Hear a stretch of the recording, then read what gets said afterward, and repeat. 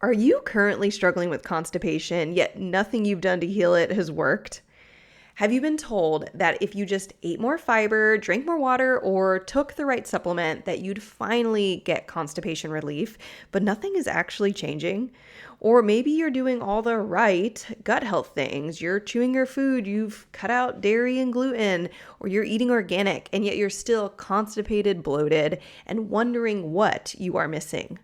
If you said yes to any of these questions, this episode is for you. Today, we're talking about a slow and silent epidemic that's happening in America right now, and it's costing our nation and individuals hundreds of thousands of dollars and hours being missed in the workplace, family, and our communities. It's the constipation epidemic. Even though rates of constipation have been rising for decades, and even though more people than ever are actively pursuing healthier gut health practices, we're still not seeing improvement. According to research done in 2023 by Ipsos, 20% of Americans feel that they are at a dead end in their healing and that nothing is working to help them. So in this episode, I'm diving into the American constipation epidemic. I'll be going through research revealing just how bad the constipation epidemic is, what the same research is suggesting is the cause of the constipation, what I see is being missed in that research's understanding of the true causes of constipation, and why so many approaches currently to natural constipation relief keep falling short. If what we've been told to do to relieve constipation actually worked, wouldn't we be all seeing different results by now? So if you're tired of guessing, tired of quick fixes that aren't sticking, and are ready to understand what's really going on in your body, you don't want to miss this episode. Hey friend, welcome to the Better Belly podcast. If you're currently trying endless supplements, doctor visits, and diet changes to heal your mystery symptoms, you are in the right place. We're here to solve the real root causes behind your gut, hormones, skin, sleep, and brain concerns. Literally anything and everything in your body. My name is Allison Jordan. I'm a functional medicine practitioner that has supported over 150 clients just like you to heal problems that no one has been able to fix. You don't need a perfect diet or a random supplement you found on Instagram to heal. You need a proven system that heals your whole body from the inside out. That's what I'm here to share with you, episode by episode. It's time to make health easy again. And just as a reminder, this information is not meant to diagnose, manage, or treat disease. Always consult with your own health practitioner before you make any changes to your health.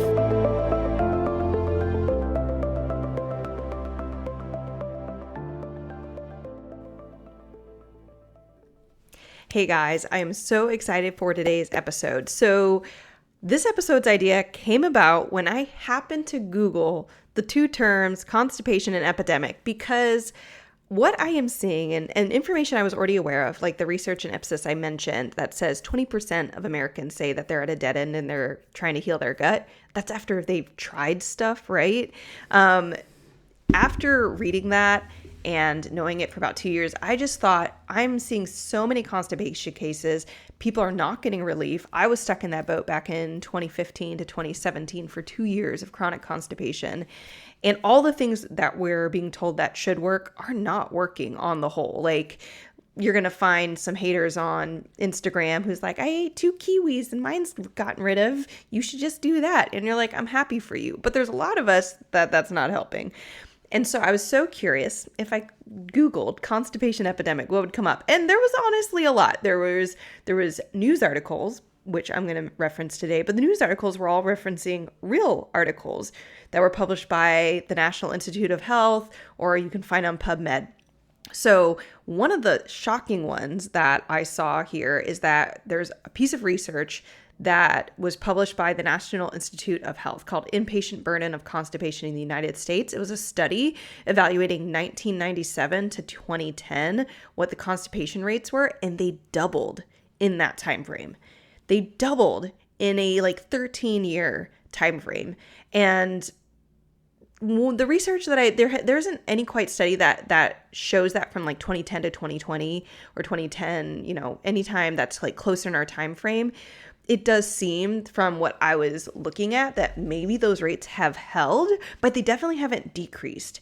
And what is showing is that people's frustration as they're becoming more educated and getting more options of ways to heal their gut and talking to their doctor, that they're not actually getting relief in this. And so this was a really, really wild shift, because prior to this point, when I had done all my research on like IBS and constipation, for back in 2018, when I was writing a 20-page research article to get my massage therapy license as part of my training. It was a very medically rigorous massage therapy program. The main thing I was finding is that people were talking about constipation in the elderly. But when I did my research recently on this, it was that the constipation in the elderly is only 1/3 of the US cases, which they consider big, but I'm like, that's only 1/3. It's not even, there's still the 2/3 of everybody else who are not elderly.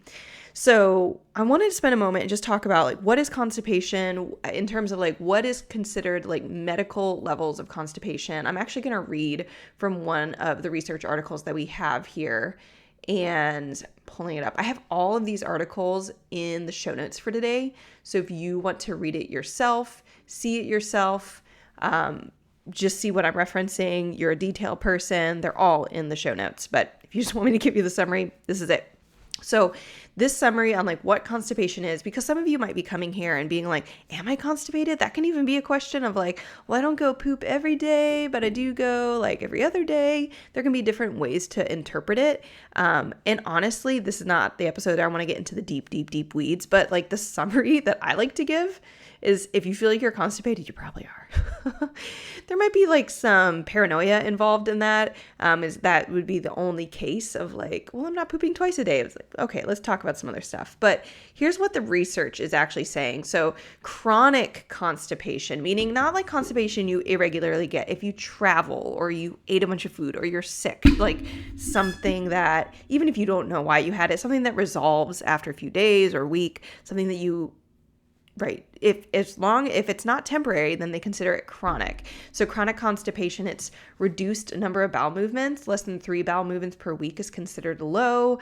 But even the article says, however, people have different ranges of what is normal, which basically means like some doctors might say 3 is good enough. Some doctors might say, oh, 3, that you're so constipated. Passage of heart or pill-like bowel movements. I'll say like my children do that sometimes. I do that sometimes. It's like not... That's actually the thing that the Bristol stool chart, I think, overcharges hard or pellet-like bowel movements, but having to strain excessively and push to have stool come out, feeling like you don't get the urge to have a bowel movement, a sensation that you can't empty fully.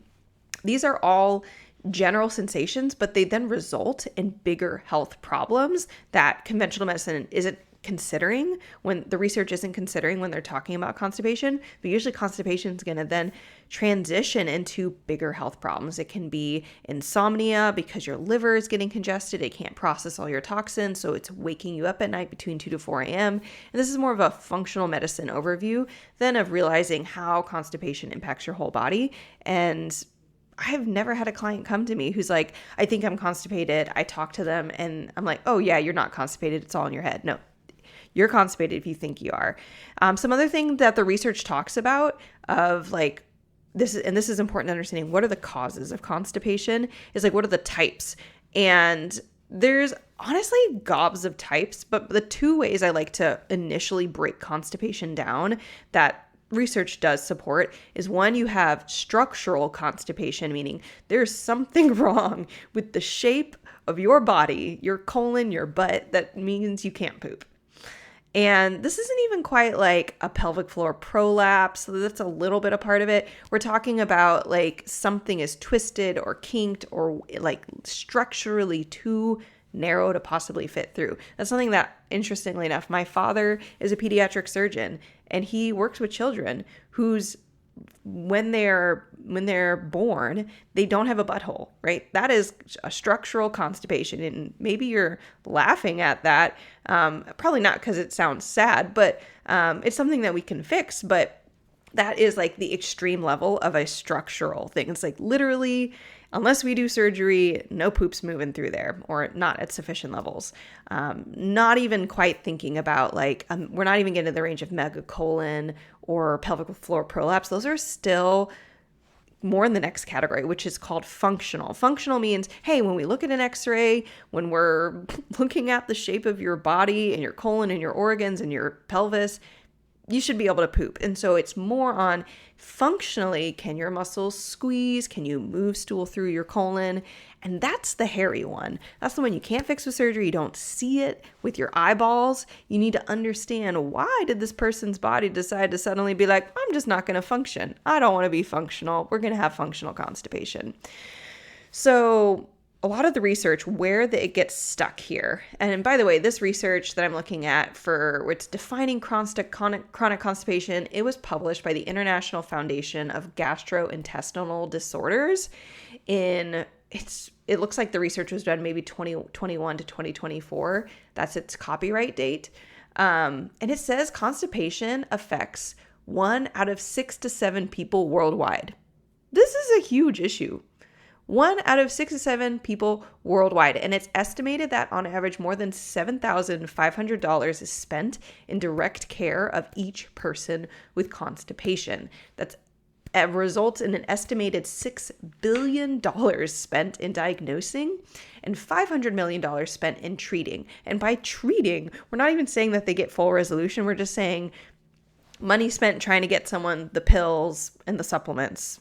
I mean, supplements, I think it's really just saying prescriptions, the laxatives, the whatever prescription, maybe even covering, I'd hope it might cover like maybe if someone gets sent to a pelvic floor therapy examination, but like the treatment, right, that we can track, it's easiest to track it in hospital systems. It's not even really going to be do a good job of what people are trying on the sidelines. But the estimated $500 million spent in treating the disorder. And again, that's not necessarily quality treatment. This article does acknowledge that constipation can lead to social isolation, reduced participation in social activities, decreased productivity, and increased absences from school and work, right? Like you don't feel good. You can't go out. This is not just some small levels of discomfort, which honestly, I feel like when it goes to define chronic constipation, it's like a sensation of discomfort. Like it just sounds so pathetic. You're like, I had chronic constipation for 2 years. I was miserable. I could not sleep. The pain was so intense. And so why is this happening? Well, it's not because the number of structural cases have doubled. That's one thing. And that doesn't really say that anywhere in any of these articles, but it infers it by talking about there's something called normal transit constipation. It means constipation where, as far as they can tell, when they assess the transit, the movement of food through the gut, it's like a normal pace. Right? And they say, well, constipation can happen even with normal transit times. And they see it with issues with clients with like IBS. You can also have slow transit constipation. But then when they get to the whole, like, why does this actually happen? It's really, really, really falls flat. It's basically all theories that they try to say in a really confident way and it's all those theories that people are getting pushed into to say, try fiber. It's because you have a low fiber diet or your fiber's not high enough.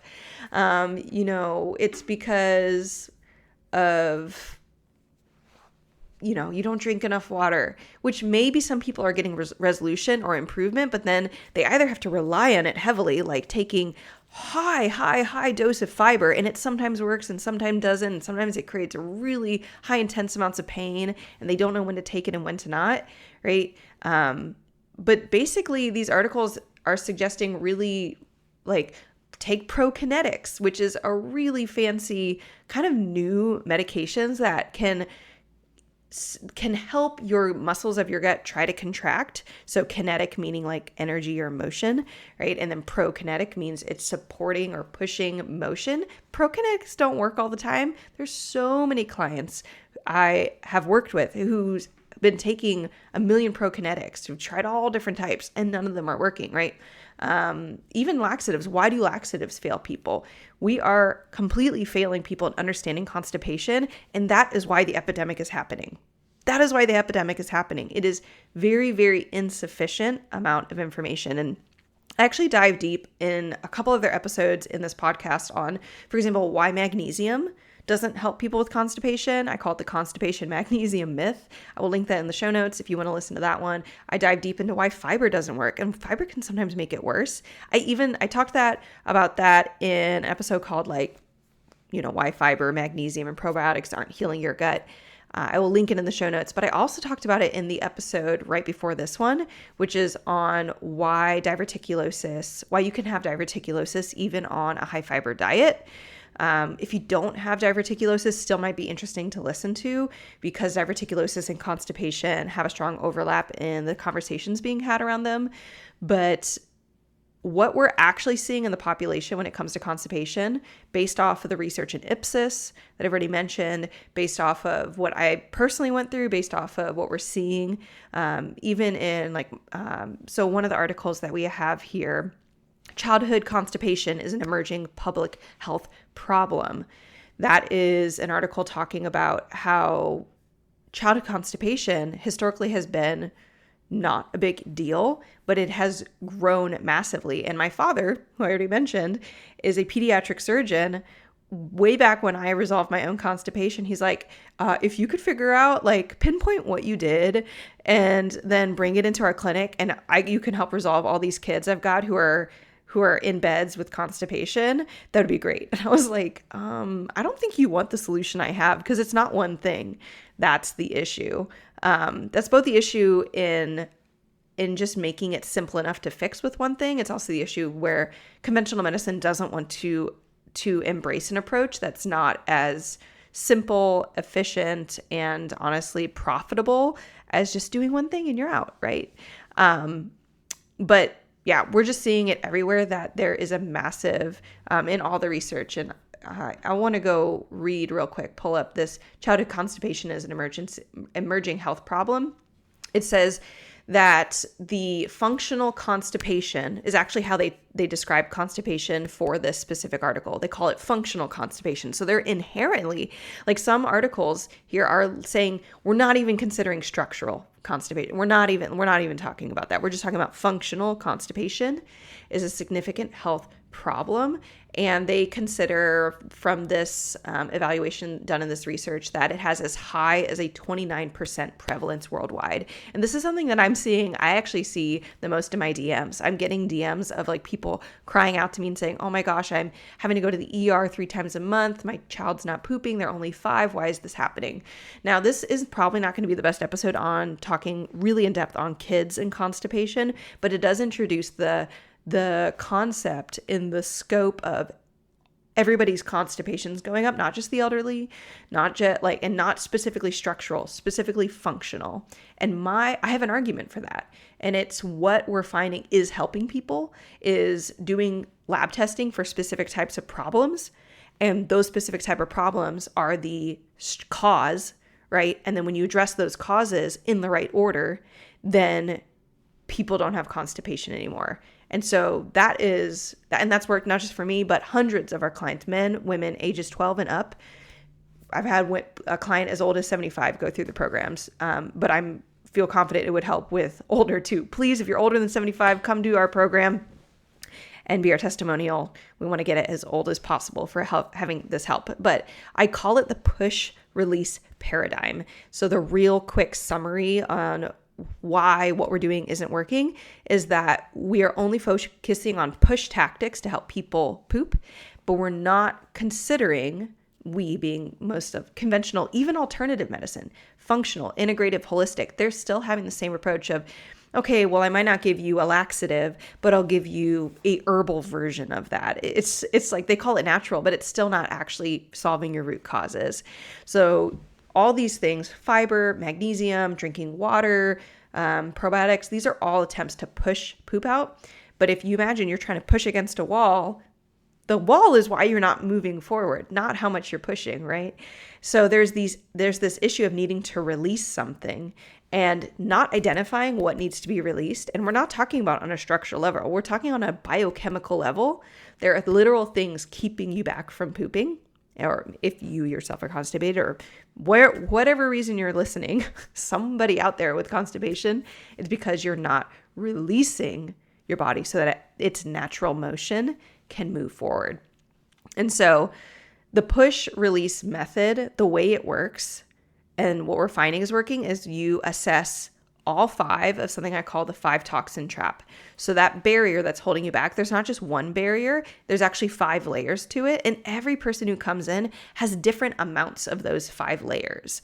So, they might have a lot of layer 1 is a big component of what they have going on. Not a lot of layer 2, but it's definitely driving or contributing to layer 1. And all these layers kind of interweb and interlock with each other. So you can't just deal with one and see like some improvement. You need to deal with all 5 in the correct order. So all 5 layers are, and actually, let me say, I don't want to give people too much information. I'm actually going to say I actually wrote all the layers down for you guys to understand in a guide, and not just the layers, but the exact order to do them in, and a self-assessment checklist for every single barrier, all 5 barriers, to evaluate which of these toxin traps that you specifically are likely stuck in, common mistakes that I'm seeing in people resolving each of the 5 toxin traps. Because let me tell you, when you hear them, you might be like, oh, I've already worked on all those before.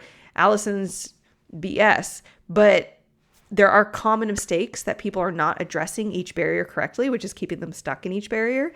Like I already said the exact order to address them in, because if you don't address them in the right order, it's like the domino line is not going to fall over, so you're not going to see results. And then my exact map that I use with my clients to permanently reverse constipation in 90 days or less. I put that all together in a guide, and I'm going to save my breath and honestly help you guys a little bit, because I don't want you to have to feel like you memorize what I'm saying. Just go to betterbellytherapies.com/guide or click the link in the show notes, and you can download this entire breakdown of what I'm seeing working in relieving constipation, what the root causes are, and then how to assess them for yourself so that you can get rid of them. Honestly, I want you to be able to do that. So go to betterbellytherapies.com/guide to grab it. It's this entire process is what's reversed my chronic constipation back in 2017. It's what's helped hundreds of men and women ages 12 and up to permanently reverse their constipation. And I do think that it would be the paradigm shift we need to have to make results in all of this constipation epidemic. Because yes, there is a change in our diet that has happened. Like the American diet has changed from like the 1950s to now, but why would it double from 1997 to 2010? I think that there's a cumulative effect going on. And if you were not aware of all the layers of what cumulative means, cumulative doesn't mean just one problem. It's, oh, we're not eating enough fiber. We're actually eating a ton of fiber. Fiber is being hyper pushed in our culture, other than if you eat a totally processed food diet or a mainly processed food diet. And I would say that when I'm talking about the push release method and what we're finding is helping clients, I'm not thinking about like the people who come and work with us are not the people who are on a highly processed food diet and haven't tried anything. Though that population, that part of the population exists. And unfortunately, yes, that population will continue to exist and grow. We can't change how everyone eats or where they buy food or what their education around food is. But there's a huge number of people, again, 20% of Americans who are changing their diet, are trying healthy gut practices, and they're not seeing relief. So that 20% of the population are the people, that types of people that we've been working with, that I've been working with since 2018, that I've seen this push release method work on all of them. So for the people who are engaged and want to be engaged and aren't being solved by the 2 kiwis a day rule that I've had so many people DM or just come in and leave comments on my reels like, hey, 2 kiwis a day will definitely do it. I'm like, I believe that it worked for you. I also know it didn't work for me. If you are one of those people, I want you to go, I really encourage and invite you, go to betterbellytherapies.com/guide, get my guide. It's 95 pages on how I permanently reversed my constipation. It goes through the push release method, all 3 steps inside of it. It goes through that 5 toxin trap, the 5 barriers that block people from being able to, their pushing efforts basically to work, how to remove those barriers individually, and then how to add a gentle push. So you get results in 90 days or less. And I would say we've gotten clients get results in as soon as 3 days after implementing what they learn in the guide. So go there, grab it. But that is it. There is a constipation epidemic happening. It's happening to children. It's happening to just the general population. It is not limited to the elderly. And it's still true even if you exclude structural issues. And then lastly, just like re-emphasizing the research of the chronic constipation overview done by the International Foundation for Gastrointestinal Disorders, that it's 1 out of every 6 to 7 people worldwide. So just think that yes, we have a global diet shift that's happened, maybe more processed foods, but we're also considering lots of cultures. Why are all these cultures getting more constipated? And why are we seeing that increase? And I would argue that it is a shift in everybody being more exposed to the 5 barriers and having more issues with the 5 barriers that are keeping people from pooping. So go download the guide, betterbellytherapies.com/guide, and I will see you guys next week. Hey friend, I hope you loved this episode. If you've been a fan for a while or newly loving this podcast, can you do me a favor? Drop into Apple Podcasts and leave me a review. When you leave a review, you do so much. You help me know you're listening. You can tell me what you're loving so I know what to make more of. And you help others by boosting this podcast so other people like you can find the podcast too. I mean, it's a win-win-win, right? So if you want a way to pay it forward, just go to Apple Podcasts or click the link in my show notes and leave a rating and review. And if you want some more free stuff, just head over to my free Facebook group, betterbellytherapies.com/Facebook, and you can get access to all of my free support for you, including some Facebook group exclusive stuff like my podcast episode vault, where you can search the Better Belly podcast by topic and find exactly what you need to expedite your healing. I cannot wait to see you in there. Catch you guys next week.